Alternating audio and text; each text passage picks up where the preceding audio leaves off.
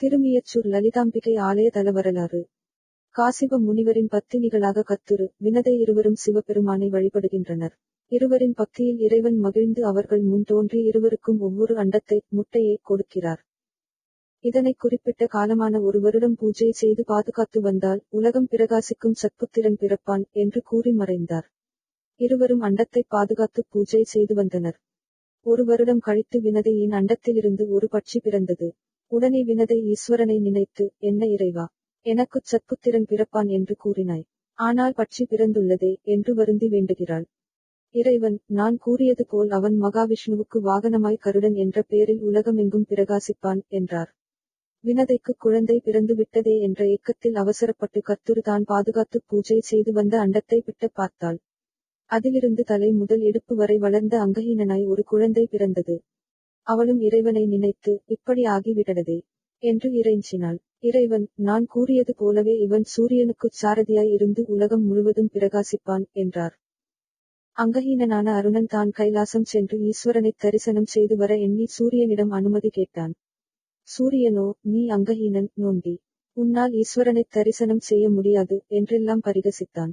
மனம் தளராத அருணன் இறைவனை நினைத்து தவமிருந்தான். மமதை கொண்ட சூரியன் அருணனின் தவத்தை எள்ளி நகையாடியதோடு பல தொல்லைகளும் செய்தான். சூரியன் கொடுத்த துன்பம் தாங்காது அருணன், முன்னிலும் முனைப்பாக இறைவனை நினைத்து வேண்டினான். இறைவன் அருணனுக்குக் காட்சியளித்து அருள் புரிந்தான். சூரியனிடம், என்னைத் தரிசனம் செய்ய நினைத்த அருணனைத் துன்புறுத்திய உன் மேனி கிருஷ்ண வர்ணமாய்ப் போகக் கடவது, என்று சாபமிட்டார். இதன் விளைவாக உலகமே இருந்து போனது. பரமேஸ்வரி சிவபெருமானிடம், இப்படி சாபமிட்ட வீட்டீர்களே, உலகமே இயங்காது போகுமே, என்று வினவ, அருணன் தவ பலத்தால் உலகம் பிரகாசமடையும், என்றார். தன் தவறை உணர்ந்த சூரியன் இறைவனிடம் வேண்ட, நீ எம்மை 7 மாத காலம் பூஜை செய்தால் உனது உருவம் கருமை நிறத்திலிருந்து விடுபட்டு குணமடையும், என்றார்.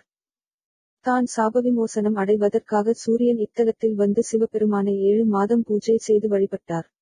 அவ்வாறு வழிபட்ட பின்னரும் தன் கருமை நிறம் மாறாது போகவே வருந்தி, ஹேமிகுரா, என்று கதறுகிறார். அப்போது சுவாமியுடனிருந்த அம்பாள் தங்களது ஏகாந்தத்தில் குறுக்கிட்ட சூரியன் மேல் கோபம் கொண்டு மீண்டும் சபிக்க முற்பட்டாள்.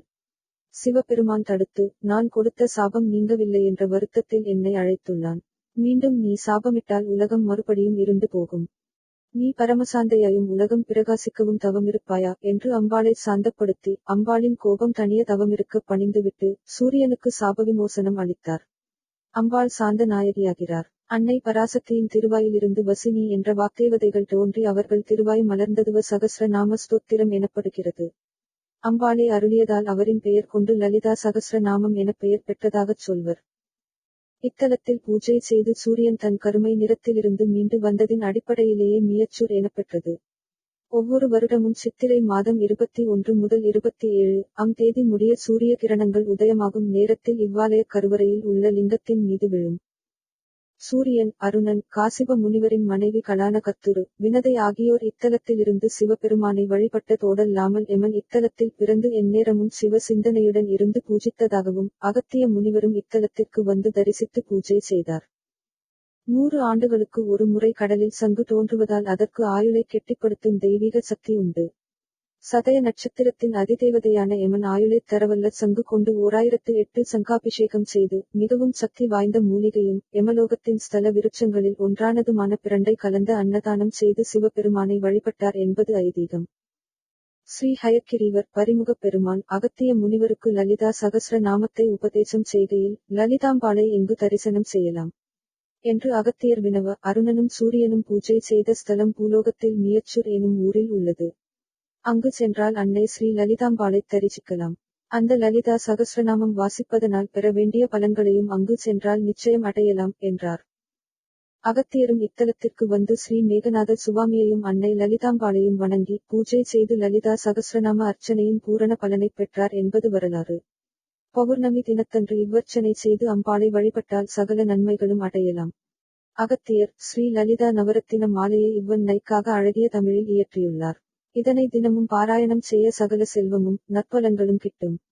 அமர்ந்த திருக்கோலத்தில் கலையழகு மிளிர வடிவமைக்கப்பட்டுள்ள அன்னை ஸ்ரீ லலிதாம்பாள் சிலையின் கால்களில் கொலுசு அணிவதற்கு ஏற்ப இடைவெளிகளோடு அமைக்கப்பட்டுள்ளதை அண்மையில் அறிந்து, பக்தர்கள் சிலர் சேர்ந்து கொலுசு செய்து அணிவித்துள்ளார்கள். இத்தலத்தில் தாமரை இலைகளில் சங்கு புஷ்பத்தை வைத்து சதய நட்சத்திரத்தில் குறிப்பிட்ட ஹோரையில் சிவபெருமானை பூஜித்து அத்தாமரை இலையிலே அன்னத்தை படைத்து ஏழைகளுக்கு அன்னதானமளித்து தாமும் உண்டால் எக்கடுமையான நோய்களால் துன்பப்பட்டாலும் அந்நோயிலிருந்து நிவாரணம் பெற்று நீண்ட ஆயுளோடு வாழ காலனும் சிவபெருமானும் அருள் புரிவர் என்பது நம்பிக்கை. இவ்வாலயத்தில் எழுந்தருளியுள்ள ஸ்ரீ மேகநாத சுவாமிக்கு அவரவர் ஜென்ம நட்சத்திரத்தில் ஆயுஷ் ஹோமம், சஷ்டியப்த பூர்த்தி, சதாபிஷேகம் போன்றவைகளைச் செய்தால் பூரண ஆயுளோடு ஆரோக்கியமாய் வாழ்வர். வேளாக்குறிச்சி ஆதீன கர்த்தர் ஸ்ரீலஸ்ரீ அஜ்பா நடேஸ்வர பண்டார சன்னதிகள் அவர்கள் இத்தலத்தின் பரம்பரை அறங்காவலராக இறைபணியாற்றி வருகிறார்கள். ஆதீன இளவரசு சீர்மிகு சத்திய ஞான மகாதேவ சுவாமிகள் தம் தந்தையாரோடு இணைந்து இறைபணியை நிறைவுடன் ஆற்றி வருகிறார் என்பது குறிப்பிடத்தக்கது. கோவில் அமைப்பு. திருமியச்சூர் கோவிலின் ராஜகோபுரம் 5 நிலைகளுடனும் 7 கலசங்களுடனும் கோவிலின் இரண்டாவது உள் கோபுரம் 3 நிலைகளுடன் 5 கலசங்களுடன் காணப்படுகின்றன. முதலில் அன்னை லலிதாம்பிகை குடிகொண்டுள்ள சன்னதி தனி கோபுரத்தில் உள்ளது. அதனை அடுத்து பெருங்கோவிலின் 2 வது உள் கோபுரத்தில் நுழையும் போது விநாயகர் நம்மை வரவேற்கிறார். முதலில் மேகநாத சுவாமி சன்னதி அமைந்துள்ளது. உப்பிரகாரத்தின் தென் பகுதி பிரதிஷ்டைகள், சேக்கிழார் போன்றோரது திருவுருவங்களும், சப்த மாதாக்கள் பூதலிங்கங்கள், சுற்றி வரும்போது பிரகாரத்தில் அக்னி, யமன், இந்திரன் வழிபட்ட வள்ளி, தேவசேன சமேத சுப்பிரமணியர், நிருதி, வருணன், குபேரன், அகத்தியர், லிங்கங்களும் உள்ளனர். இக்கோவில் சிற்பக் கலையில் சிறப்போடு விளங்குகிறது என்பதற்கு உதாரணமாக அம்பாளை அமைதியாய், சாந்தமாய் இருக்கச் சொல்லும் தோற்றத்தில் இத்தலத்தில் சேத்திர புராணேஸ்வரர் திருவுருவம் அமைந்துள்ளது. இந்த சிற்பத்தில் என்ன ஒரு விசேஷம் என்றால், அம்பாளையும் ஈஸ்வரனையும் புறத்தில் இருந்து பார்க்கும் போது சிரித்த முகமாகவும், மற்றொரு புறத்தில் இருந்து பார்க்கும் போது கோபமாகவும் தோன்றும் வண்ணம் இந்த சிற்பங்கள் வடிவமைக்கப்பட்டுள்ளது. இந்த சிற்பத்தை காணும்போது நம் தினப்படி வாழ்வில் நடக்கும் விஷயம் தான் நினைவுக்கு வருகிறது. வீட்டில் கணவன் மனைவிக்குள் எத்தனை பிரச்சினைகள், சண்டை சச்சரவுகள் நடந்தாலும், வெளியில் இருந்து ஒரு விருந்தினர் நம் வீட்டிற்கு வந்திருக்கிறார்கள் என்றால் அப்படியே கோபமான முகத்தை சாந்தமான முகமாக மாற்றிக்கொண்டு விருந்தோம்பல் புரிவது நமது பண்பாடு. இவ்வாறு இறைவன் அவர்களை காணச் சென்ற பக்தர்களாகிய நம்மை விர அந்தினர்களாக நினைத்து மனைவியை சிரித்த முகத்துடன் இருக்குமாறு சொல்கிறாரோ என்ற எண்ணம் தோன்ற ஈஸ்வரனுக்குத்தான் அவரது பக்தர்கள் மேல் எத்தனை பிரியம். இப்பெருமானை பார்த்து விட்டு அப்படியே சுற்றி வரும்போது தட்சிணாமூர்த்தி லிங்கோத்பவர், பிரம்மா, சந்திரசேகரர், அஷ்டபுஜா துர்க்கை, ரிஷபாருடர் ஆகியோர் திருவுருவங்களையும் கடந்து செல்கின்றோம். இந்த பெருங்கோவிலின் அர்த்த மண்டப வாயிலில் துவார கணபதிகளையும் தூண்களும் அழகு சேர்க்கின்றன. இக்கோவிலின் வடப்பக்கத்திலே இளங்கோவிலை தரிசனம் செய்யலாம். இத்திருக்கோவிலின் பிரகாரத்தைச் சுற்றி வரும்போது ஒரு இடத்தில் நின்று கவனித்தால் 5 கோபுரங்களின் தரிசனம் கண்களுக்கு விருந்து படைக்கின்றன. கோபுர தரிசனம் புண்ணியம். கோபுரங்களின் தரிசனம் கோடானு கோடி புண்ணியம். கோபுர தரிசனத்திற்கு பின்னர் அங்கேயே சற்றுதள்ளி இளங்கோவிலின் சுற்று லிங்கோத்பவர், பிரம்மா, மகா விஷ்ணுவாகிய மும்மூர்த்திகளின் தரிசனம் நமக்கு கிடைக்கிறது. இக்கோவிலின் பிரகார சுவற்றில் தட்சிணாமூர்த்தி, மகா விஷ்ணு, பிரம்மா, சது சண்டிகேஸ்வரர் உள்ளனர். தல விநாயகர், சண்டிகேஸ்வர், அருணாசலேஸ்வர், சூரிய பகவான், ஆகாசலிங்கம், வாயுலிங்கம் ஆகியோரும் வீற்றிருக்கின்றனர். இத்திருக்கோவில் அன்னை லலிதாம்பிகை இவ்வுலகில் வேறெங்கும் காண முடியாத வண்ணம் அமர்ந்த கோலத்தில் காட்சியளிக்கிறார். இப்பூமியில் வாழும் எல்லா மனிதர்களும் உயர்வு தாழ்வின்றி வாழ வேண்டும். இக்கோவிலில் காணும் சிற்பங்களில் இருந்து நம்மால் உணர்ந்து கொள்ள முடிகிறது. அன்னப்பாவாடை மகா நைவேத்தியம். சர்வலாங்கார அம்பிகையாக கைகளில் வளையல்களும் அமர்ந்த நிலையில் கால்களில் கொலுசும் இடுப்பில் ஒட்டியானமும் கழுத்தில் சகல விதமான ஆபரணங்களும் அணிந்து அற்புதமாக காட்சி அளிக்கின்றாள் திருமியச்சூர் அன்னை ஸ்ரீ லலிதாம்பிகை. சிறப்பு வாய்ந்த ஸ்ரீ லலிதாம்பிகைக்கும் மாசி மாத அஷ்டமி நவமி இணைந்த நாளில் ஆதி சைவ சிவாச்சாரியர்களும் அன்னையின் பக்தர்களும் அம்பாள் உபாசகர்களும் கூடி இணைந்து ஏகதின லட்சார்ச்சனை மற்றும் ஹோமம் பள்ளயம் எனப்படும் அன்னப்பாவாடை மகா நைவேத்தியம் போன்ற வழிபாடுகளை மிகச் சிறப்பாக செய்து வருகின்றனர். லட்சார்ச்சனையின் போது 10 காலத்திற்கும் 10 விதமான பிரசாதங்கள் காலம் ஒன்றிற்கு 10 கிலோ வீதம் 100 கிலோ பிரசாதம் நைவேத்தியம் செய்யப்படுகின்றது.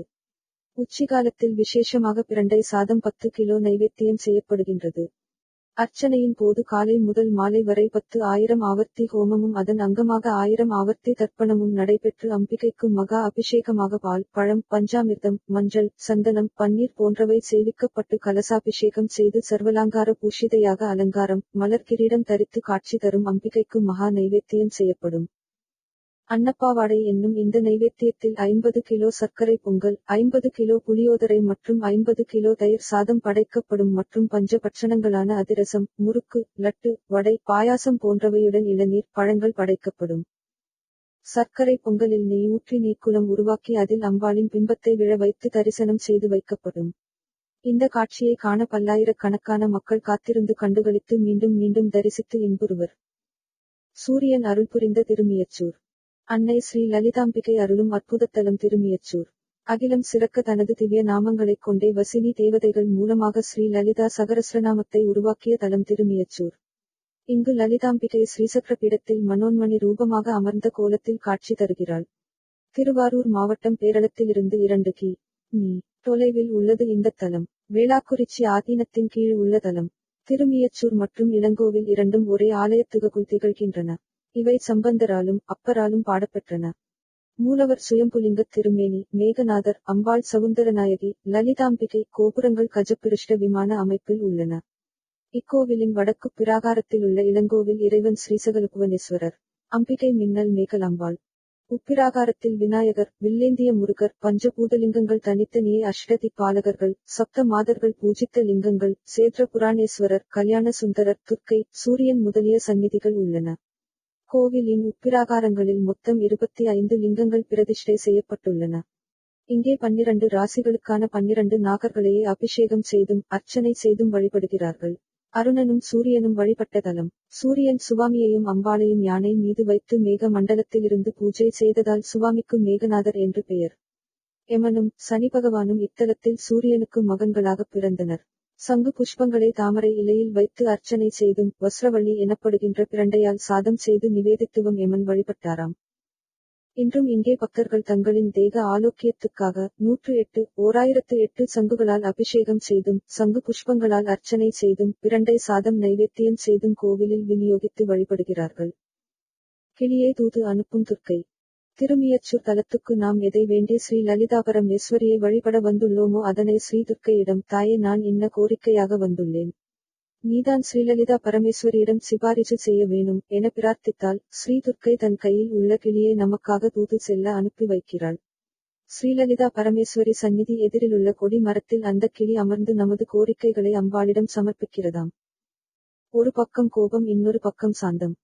சூரியன் இங்கே மேகநாதரை வழிபட்டு கருமை நீங்கிச் செவ்வொளி பெற்று இன்புற்றார்.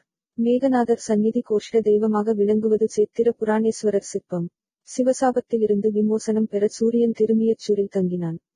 சாபத்தின் கடுமையால் சீக்கிரம் விமோசனம் வேண்டி சூரியன் அலறிய குரல் ஏகாந்தமாய் இருந்த அம்பாளுக்கு பாதிப்பை உண்டாக்கியது. அதனால் கோபமடைந்து சூரியனை சபிக்கத் திருப்புகிறாள். சுவாமி அம்பாளின் முகவாயை பிடித்து, நான் ஏற்கனவே கொடுத்த சாபத்தினால் இவ்வுலகம் மிகவும் பாதிக்கப்பட்டு விட்டது. நீயும் சபிக்காதே என்றார். இந்த காட்சி சேத்திர புராணேஸ்வரர் சிற்பமாக வடிவமைக்கப்பட்டுள்ளது. இந்த சிற்பத்தை வலது புறமாய் இருந்து பார்த்தால் அம்பாள் மிக கோபமாகவும் இடது புறமாய் இருந்து பார்த்தால் சாந்தமாகவும் தெரியும். 7 பிறவிகள் பாவம் தீரும். இங்கு ரதசப்தமி ஏகதின உற்சவம் டை அன்று நடைபெறுகிறது. பீஷ்ம பிதாமகர் முக்தி அடைந்த தினம். பரமேஸ்வரனால் சூரியனுக்கு ஏற்பட்ட சாபம் கருமை நிறம் நீங்கி மேகநாதரையும் லலிதாம்பிகையையும் சூரியன் வழிபட்டு சாப விமோசனம் அடைந்து முழுமையான பிரகாசம் அடைந்த தினம் இது. ரதசப்தமி நண்பகல் 1 மணிக்கு பஞ்சமூர்த்திகள் சூரிய புஷ்கரணியில் ரிஷப வாகனராய் எழுந்தருளி தீர்த்தம் கொடுத்து அருள்கிறார். அப்போது எருக்கம் இலை, அருகம்புல், பசுஞ்சாணம் 3ஐயும் சிரசில் வைத்து சங்கல்ப ஸ்நானம் செய்து சுவாமி அம்பாளை தரிசனம் செய்தால் 7 பிறவிகளில் செய்த பாவங்கள் நீங்கப் பெறும் என்பது முன்னோர் வாக்கு. பிரண்டை சாத நைவேத்தியம். 100 ஆண்டுகளுக்கு ஒருமுறை கடலில் தோன்றுவதால் சங்கிற்கு ஆயுளைக் காலம் உள்ளது என்பதால் சத்திய நட்சத்திரத்தின் அதிதேவதையான யமன் அதிக ஆயுளை சங்கினைக் கொண்டு 1008 சங்காபிஷேகம் செய்து சக்தி வாய்ந்த மூலிகைகள் யமலோகத்தின் தல விருட்சமான பிரண்டை கலந்து சாதத்தினை அன்னதானம் செய்து சிவபிரானை வழிபட்டார் என்பது இந்த கோவிலின் ஐதீகம். மென்மையானவள். ஸ்ரீ லலிதா சகஸ்ர நாமத்தை அன்றாடம் பக்தி சிரத்தையுடன் பாராயணம் செய்வதால் எல்லா நலன்களையும் அடையலாம். லலிதா என்பதற்கு மென்மையான என்று பொருள்.